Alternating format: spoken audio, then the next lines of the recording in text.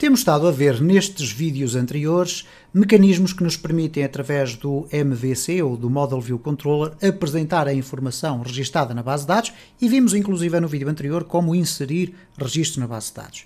Este vídeo vai servir para chamar a atenção para um aspecto fundamental quando utilizamos modelos. Os modelos têm já embebidos em si um conjunto de funcionalidades extremamente interessantes e, no entanto, quando nós fazemos algumas alterações à estrutura da nossa base de dados, é importante que tenhamos isso em conta para que todos os mecanismos ou funcionalidades do nosso modelo possam funcionar em pleno. Vamos ver isto melhor na prática.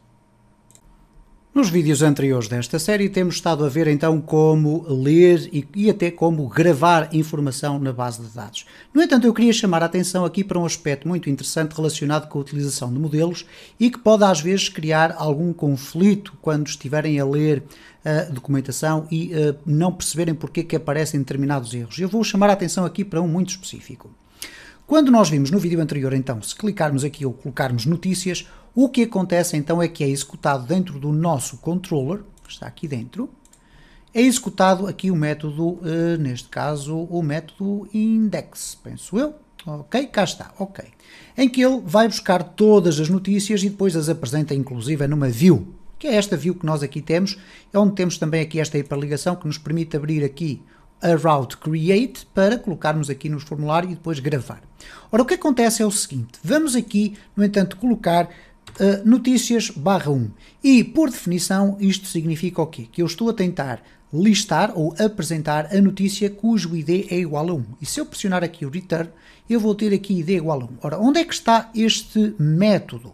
Este método está dentro do nosso controlador de notícias e mais especificamente aqui no show ID. Se nós colocarmos aqui um comentário e colocarmos return teste, okay, é isso que nós vamos detectar já. Querem ver? Vamos aqui refrescar e cá está o teste. Portanto, estamos a trabalhar aqui dentro desta área. No entanto, como podem observar, nós temos aqui uma chamada que é muito semelhante a uma query de SQL. Nós temos notícias, que é o nosso modelo que está aqui, e que não tem rigorosamente nada, e que depois tem a cláusula where id notícias é igual a id e depois get, para ir buscar através do formato JSON. Ora, o que acontece nesta circunstância é que nós conseguimos identificar, obviamente, aqui qual é a coluna onde queremos ir buscar a informação.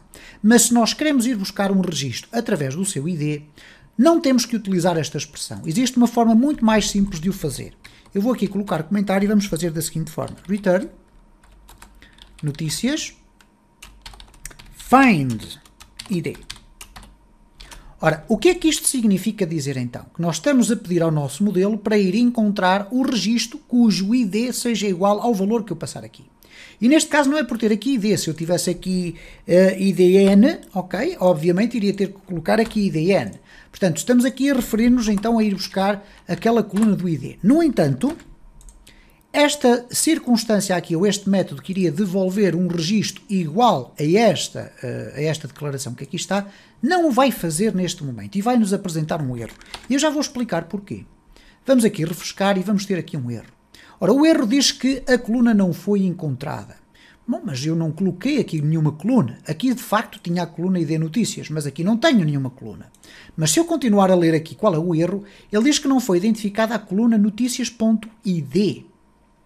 Ora, temos aqui uma questão para resolver.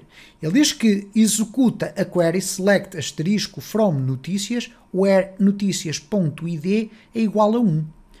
Ora, o que é que acontece então nesta circunstância? Se nós formos ler aqui a documentação do Eloquent, nós vamos observar que, de facto, o Eloquent aqui no que diz respeito às primary keys, às chaves primárias, ele diz o seguinte, o Eloquent vai assumir, eu neste caso vou aqui traduzir de uma forma mais simples, ele vai presumir que cada tabela, ou vai deduzir, tem uma chave primária cujo nome é ID. E se bem se recordam, quando nós criamos as migrações, automaticamente ele coloca lá um campo ID. Se nós dermos o nome da tabela, etc., ele coloca o campo ID como sendo de auto-increment e coloca também o timestamps, que é o mesmo que dizer adicionar as colunas created at e o updated at. Okay? No caso concreto, o que acontece é o seguinte, como nós aqui estamos a utilizar o find, mas não estamos a especificar, como acontecia aqui anteriormente, a cláusula where, porque não temos que o fazer, ele vai procurar automaticamente a existência de uma coluna ID, que era esta que aqui está. No entanto, nós podemos definir uma chave primária alternativa, fazendo com isso um overwrite a esta convenção. O que é que se chama um overwrite? Ultrapassar ou apagar ou colocar por cima da convenção. A convenção dentro do modelo é que exista dentro da tabela na qual ele está relacionado, que exista uma coluna chamada ID. Mas no nosso caso concreto não é isso que acontece. Nós colocamos como ID, ou chave primária da nossa tabela, o ID notícias. Ok? Até deveria ter sido ID notícia, mas tudo certo. Foi ID notícias. Não há problema. O que nós temos que fazer, no entanto, é regressar aqui ao nosso modelo e dizer expressamente aqui qualquer coisa como: atenção, modelo, porque na minha tabela, a tabela da chave, ou a coluna da chave primária não é ID, mas sim ID notícias.